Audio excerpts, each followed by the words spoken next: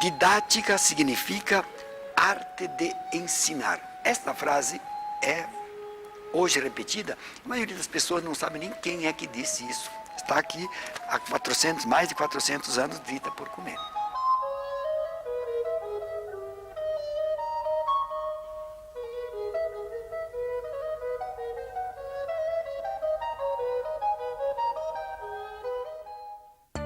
Jan Amos Komensky, ou Comênios, nasceu na Morávia, região da Europa Central, pertencente ao antigo Reino da Boêmia, atual República Tcheca. Religioso cristão, é conhecido como o pai da didática moderna. Suas obras expressam um período de transição da Idade Média para a modernidade. Nelas, retoma os antigos gregos e latinos e os transpõe para seu momento histórico em uma área pouco valorizada na época, a didática. O período em que ele viveu é um período em que há uma grande evolução e uma grande transformação social em termos de descobertas científicas. É um momento muito forte da astronomia, a ciência da natureza, quando se descobre o processo de circulação do sangue do corpo humano, o momento das grandes viagens, no período de descoberta de novos países, de novas terras, é o período em que o homem, de certa forma, começa a pensar por si mesmo, de certa maneira independente de Deus, da lei divina, e começa a se passar do teocentrismo para o antropocentrismo. O mundo passava por amplas reformas em diversas áreas: filosofia, economia, política e nas ciências. O trabalho começava a deixar o modo de produção servil para algo próximo ao assalariado. Do artesanato, movia-se a manufatura. O mundo transformava-se em grande mundo, com muitas descobertas e novos conhecimentos. A palavra didática significa, pela sua etimologia grega, arte de ensinar. A palavra magna significa grande, enorme. Por quê? Porque ele queria expressar o tempo em que ele estava vivendo. O tempo era grande, ele estava se tornando enorme, estava se tornando um cosmos, estava se tornando um universalis. Então ele escreveu uma didática magna, isto é, uma didática que abrangesse todo o conhecimento daquele período em que ele vivia. O subtítulo da didática magna é Tratado da arte universal de ensinar tudo a todos. Por quê? Porque ele queria que todos aprendessem a ler, escrever e tivessem acesso a esse novo conhecimento. E por isso, para entrar para a escola esse novo conhecimento, era necessário que houvesse uma didática do mesmo tamanho, isto é, uma grande didática.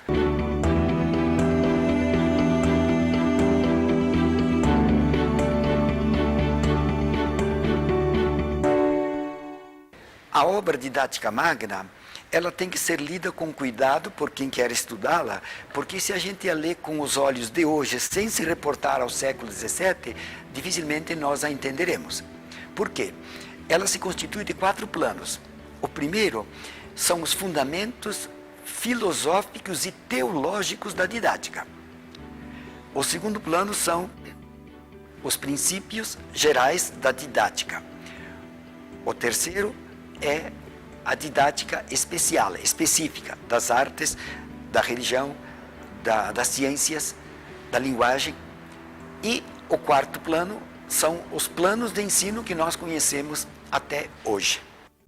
O primeiro princípio da didática magna, obra mais importante de Comênio, é a observação da natureza, especialmente a árvore, o sol e a ave. A natureza é sábia e deve servir de modelo ao homem.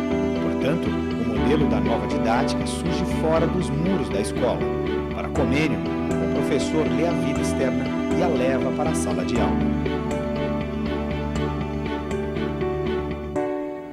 O segundo princípio, ele diz: quem é que imita a natureza? O sapateiro, o coureiro, o ourives, o artesão, o pintor, o escultor, isto é, para constituírem as suas obras, eles seguem o modelo da natureza, imitam a natureza, imitam a ave. Portanto, são artistas, são artesãos. Terceiro passo, quem é que não imita a natureza? Nós, professores. Ele diz, os professores são a aberração da natureza. Porque eles não imitam a natureza, eles não seguem a natureza, eles não obedecem ao ritmo da natureza. Quarto passo, a correção para nós professores. Professores, imitemos o artesão, que não é professor, que imita a natureza, que é sábia. Então, esses são os fundamentos da didática num primeiro momento.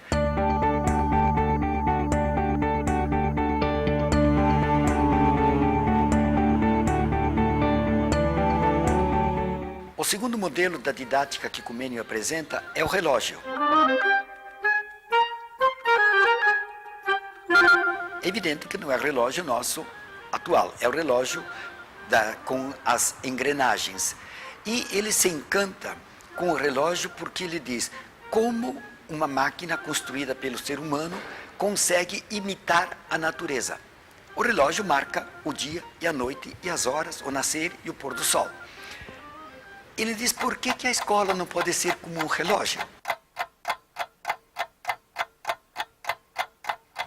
Em que há os alunos, os professores, a coordenação, a direção, e todos funcionam como se estivessem numa engrenagem perfeita. As grandes engrenagens, as menores, as mínimas, todas andam em harmonia.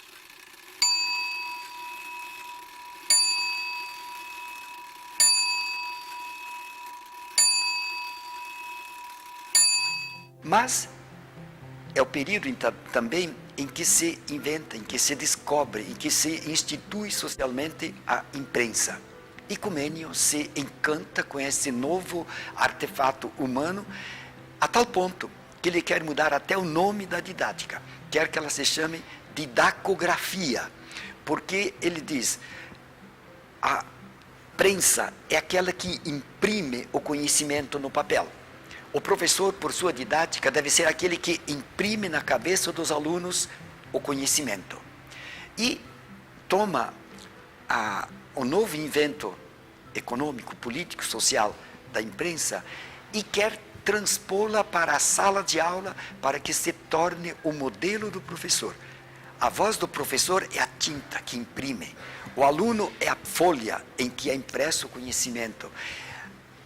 Os intervalos, os recreios é a virada da página. A página precisa secar, o aluno precisa pensar e vai fazendo toda a descrição do livro da aula como se fosse uma imprensa que imprime os livros.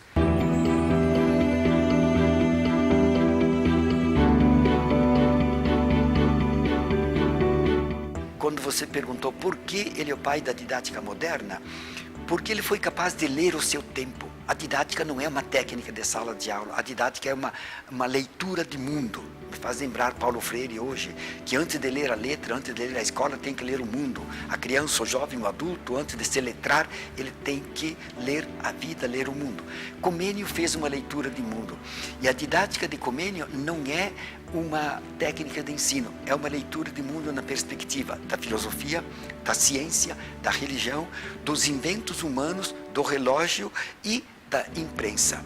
Então, a didática dele é muito mais do que uma técnica de ensino, é um método de ensino, tanto assim que ele diz que a didática é a arte de ensinar. Depois ele diz, é a arte de ensinar e de aprender. E conclui, didática é a arte de aprender. Por quê? É como semear nos espíritos o conhecimento. Se semeado e dadas as condições, ele se desenvolve e cresce. Com a didática magna, Comênio pretendia reformar as escolas. Para isso, queria que os conhecimentos científicos que surgiam fossem levados aos alunos não pela imposição, mas com satisfação e alegria.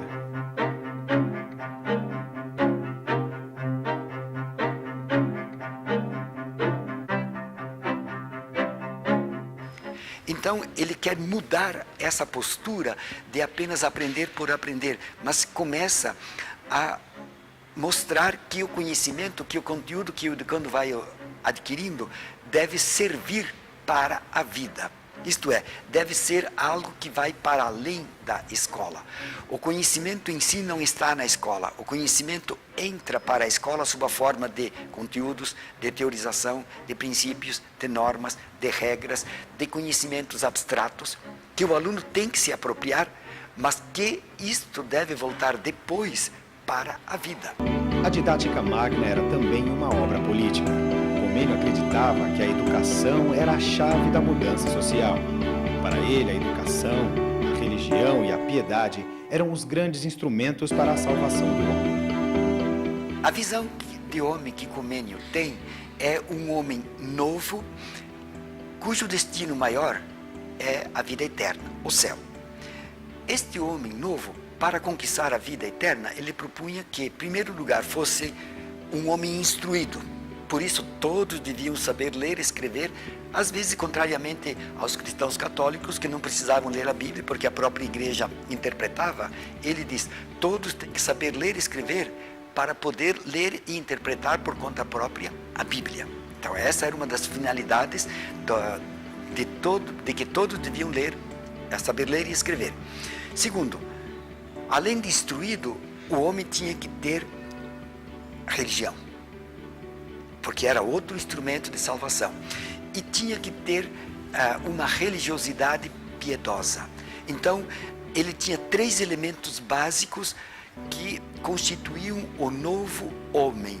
Não significa que a didática dele tinha sido utilizada pelos professores do seu tempo. Em pequena medida, sim. Mas uma questão é a leitura que ele fez, a proposta que ele escreveu e depois o tempo que demorou para ainda ser implantada. Então, não é automática porque alguém percebe uma nova dimensão que ela automaticamente passa a fazer parte da escola. Demora.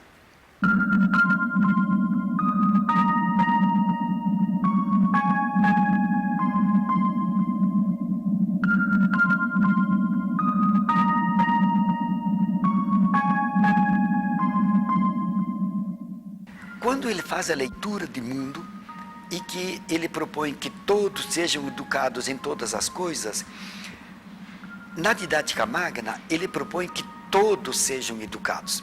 Mas quando ele diz todos, ele também tem limitações. Então a primeira limitação, ele diz todos, porém só os jovens, até 24 anos. Preferencialmente os moços, secundariamente as moças também. Então já não são todos. Os jovens, moços, até 24 anos, da religião dele. Então excluía as outras crenças e excluía a idade adulta. Mas ele dizia, todos devem ser educados e propunha. Só que o todos também tem limitações para ele. Todavia, a didática tem como subtítulo a arte universal de ensinar tudo a todos. Quando ele percebeu que o todos tinha limitações, ele escreveu uma outra obra chamada Pampédia.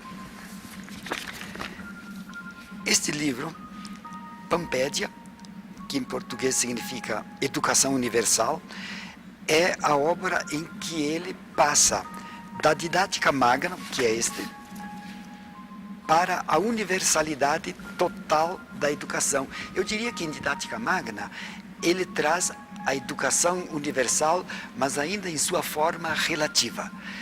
Em Pampédia, ele traz a educação universal em sua forma absoluta. Não esquece ninguém, trabalha com todos, ele quer que todos, efetivamente, todos sejam educados. De tal forma que ele diz, todos devem ser educados em tudo, totalmente. A palavra Pampédia vem do grego, pela sua etimologia, pan significa tudo, todos, totalmente, e paideia, educação. Então a palavra Pampédia significa educação universal em português. Na Pampédia, propõe que haja professores universais, livros universais e escolas universais.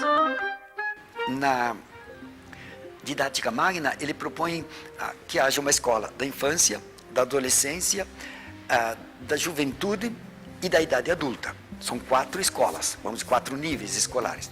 Na Pampédia, ele propõe 8, porque ele quer abranger a totalidade. Tanto assim que ele começa a dizer, o primeiro nível da educação é a educação dos noivos. A educação da criança deve começar na preparação para o casamento. Primeira escola, a preparação para o casamento. A segunda, a escola da puerícia, da infância, da adolescência, da juventude, da idade adulta, da velhice e da morte.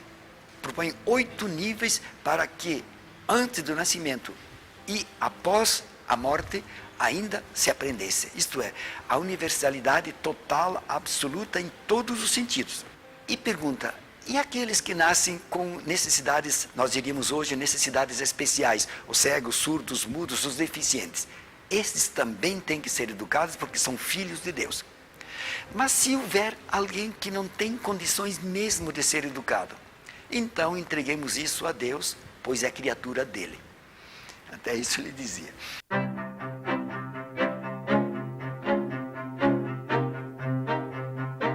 Comênio viajou por toda a Europa, bebeu em diversas fontes, viveu intensamente a transição entre a idade medieval e a modernidade, as tensões entre a religião e a ciência. A leitura de mundo que Comênio faz para transpor para a didática e para a educação tem suas fontes no Renascimento, nos gregos e latinos, e tem também a fonte contemporânea dele. Então ele dialoga, por exemplo, com Descartes, com a filosofia de Descartes, o método de condução do espírito, as regras de condução do espírito que Descartes propõe para a filosofia. Comênio se apropria, inclusive mantiveram um encontro em que cada um apresentou seus escritos e suas filosofias. E diz que foi um encontro muito interessante porque Comênio é religioso e didata e Descartes, um matemático, um pensador, um filósofo, dialogando sobre a questão do método, sobre a questão da educação, sobre a questão da filosofia. Então ele dialogava com os contemporâneos. Ele conhecia a obra de Bacon, o método, o novo órgão de Bacon, em que Bacon propõe a nova ciência pela experiência. E Comênio apreende isso e leva para a didática e diz para os professores, antes de explicar o que é uma coisa, dê para o aluno a coisa, o objeto. Depois faça o discurso sobre ela, depois faça a explicação. Então, tudo começa com a experiência, com a prática. É a nova ciência proposta, ou instituída, ou codificada, ou trazida, teoricamente, por Bacon. Comênio propõe que a didática parta sempre da vivência do educando, do conhecimento que ele já possui e de sua realidade. A concepção de professor para Comênio era de alguém que tinha um conhecimento, que tinha uma autoridade instituída socialmente, mas era alguém que se apresentava como modelo. Isto é, o aluno via no professor a imagem da perfeição.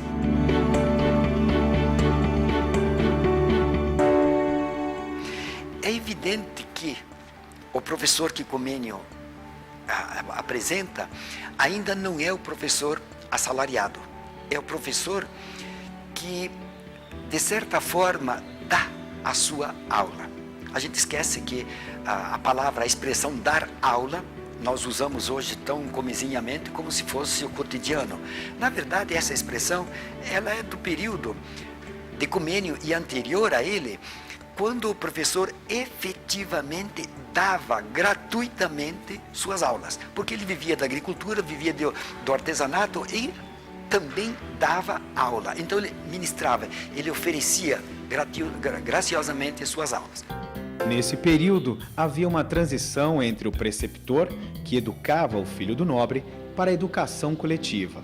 Comênio acreditava que se podia ensinar muitas crianças ao mesmo tempo, desde que todas pudessem ver e ouvir o professor. Comênio leu o novo modo de produção do artesanato para a manufatura e possivelmente essa visão tem influenciado o seu modo de ver como deveria ser a nova organização escolar. A didática que Comênio propõe, ela leva em conta o momento histórico em que ele viveu e as necessidades sociais da época. Tanto assim que a proposta didática dele é uma resposta às necessidades sociais, mas ao mesmo tempo uma expressão das necessidades sociais. Então a educação e a didática não são apenas a dimensão da escola que responde à sociedade. Antes de ser uma resposta, a didática e a educação propostas por Comênio são uma leitura, são uma expressão de necessidades sociais daquele momento. Por isso, quando ele propõe que todos devem saber ler e escrever, ele tem interesses econômicos, políticos, sociais, educacionais, religiosos, mas é uma necessidade social. Por quê? Porque todos devem aprender a ler e escrever porque há uma necessidade social de conhecer os novos mundos, as novas funções sociais, as novas dimensões de ciência, de cultura, de conhecimentos que se expressam pela imprensa. O que adianta ter livros impressos se não há quem os leia por não saber? Então, é uma necessidade social criada também por um objeto, por um invento social. E ainda, se ele diz que todos devem e podem saber ler e escrever, é também porque todos podem trabalhar. Não só os servos, não só os escravos, mas todos são capazes de trabalhar.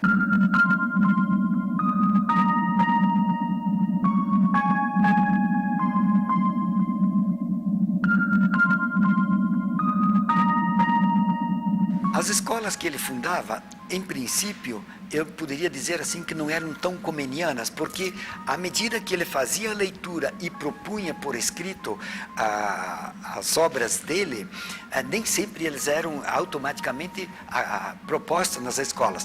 Mas, por exemplo, uma questão que ele levava em conta era que todos se educassem coletivamente, jovens, adultos, crianças, anciãos, isto é, que todos aprendessem a ler e escrever conjuntamente e não separado. Então, essa é uma inovação que ele propunha. E as escolas que ele propunha, elas sempre tinham um caráter religioso, necessariamente, mas ao mesmo tempo a busca da ciência, a busca do novo, a busca daquilo que estava sendo proposto. Tanto assim que ele, sendo essencialmente religioso, muitas vezes se surpreendia em contradição, e ele mesmo escreve Didática Magna: como eu, sendo um religioso que devia pregar a Deus, pregar a Bíblia, estou me envolvendo com coisas humanas, às vezes mundanas, que nada tem do reino dos céus. Porém, para ir para o céu, você tem que saber ler e escrever, você tem que ser instruído, você não pode ser ignorante. Você tem que ter piedade e você tem que ter uma crença. Então ele critica muito as universidades e diz: as universidades não propõem esse tripé. Por isso, das universidades saem mulos, burros, indômitos e indolentes, porque só se ensina conhecimento, não se ensina moral, não se ensina religiosidade. Então ele critica. Mas tem uma visão muito interessante das universidades. Em primeiro lugar, ele diz: para as universidades não devem ir todos, devem ir só os melhores. Os outros vão trabalhar a terra. Nas universidades, façam-se todos os estudos científicos e teóricos, mas o último ano das universidades não se faça nas universidades, se faça o último ano nas viagens, para conhecer o mundo.